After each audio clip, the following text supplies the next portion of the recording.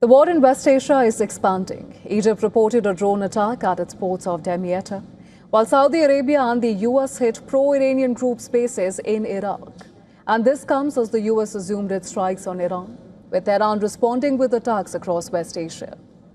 The reignited hostilities have drawn in Iran's regional allies and put a question mark over hopes of a quick return to negotiations. Now, despite the flare-up, mediators claim that negotiations are ongoing between Iran and the United States. Hours after the US struck Iran again, Kuwait reported that an Iranian strike hit a building belonging to a Chinese company, killing one person. Jordan's military said its air defenses shot down 5 missiles coming from Iran.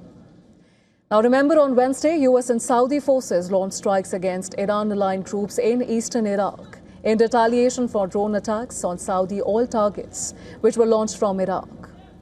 The joint attack marked the first time that Riyadh had publicly joined strikes alongside Washington. In Egypt, a drone hit a US-owned gas storage tanker at Egypt's Mediterranean port of Damietta.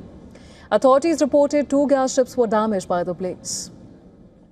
Energy facilities elsewhere in the region have been hit by drones and missiles over the course of the Middle East war. But Egypt had previously been spared. The port is located in Egypt on the Mediterranean Sea, about 10 kilometers west of the Nile River's Damietta branch. Now, the attack also becomes significant as Egypt is part of the discussion on alternative routes for West Asian oil. The Suez pipeline link is being considered, even though it is limited by capacity. Other routes being touted as an alternative include the Abu Dhabi crude oil pipeline. Now, this runs from onshore oil facilities at Habshan on the Gulf Coast to the port of Fujairah on the Gulf of Oman. Another option is the Saudi route with the Abqaiq-Yanbu pipeline, which is also known as the Petro line. This route currently looks not feasible under the pressure due to the Houthi blockade. Another route is the Kirkuk-Ceyhan pipeline, which stretches from Iraq's Kirkuk fields to Turkey's Ceyhan port.